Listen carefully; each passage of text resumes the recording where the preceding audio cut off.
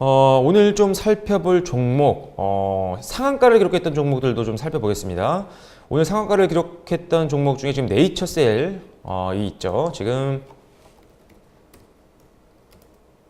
네이처셀이 오늘 상한가를 기록하면서 5,000원 선 위로 지금 올라온 상태입니다. 지금 최근에 계속적으로 박스권 횡보 흐름을 좀 보여주면서 안정적으로 지지선을 좀 확보를 한 상태고요. 그렇기 때문에 언제든 역시나 반등을 할 수 있는 그런 구간을 좀 다지고 있는 상황이었습니다. 그렇기 때문에 어떻게 보면 지금 앞서 봤었던 여러 가지 게임주였죠. 게임빌도 마찬가지였고요. 이렇게 최근에 박스권 횡보를 보이면서 안정적으로 지지대를 형성했던 기업들이 반등 시에 굉장히 크게 급등했던 경우가 많습니다. 왜냐면 오랜 기간 동안 심리적으로 투자자들의 심리를 좀 안심시켰기 때문에 아무래도 상대적으로 수급이 한 번에 몰릴 수 있는 확률이 높은 기업들이죠.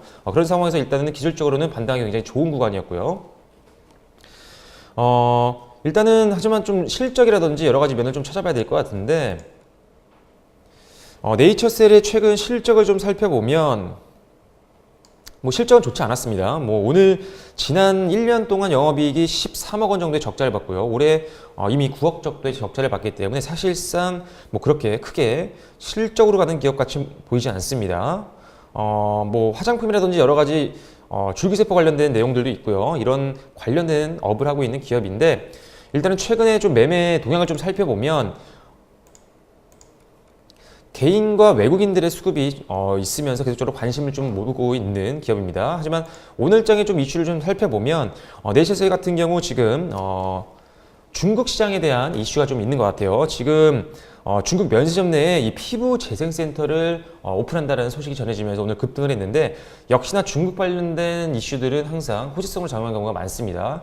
그만큼 시장이 전 세계적으로 가장 큰 시장을 확보하고 가장 큰 시장을 가지고 있는 것이 바로 중국이란 나라고요. 이 중국 시장, 특히나 면세점 같이 안정적인 수익을 창출할 수 있는 시장에 들어간다고 하는 내용들은 굉장히 기업의 이익 창출을 위한 좋은 상황이기 때문에 이런 것들이 아무래도 네이처셀의 앞으로의 실적 개선에 대한 기대감을 더 높이는 것 같고요. 그렇기 때문에 수급이 좀 몰리면서 오늘 급등을 하고 있는 모습 보여주고 있는 것 같습니다.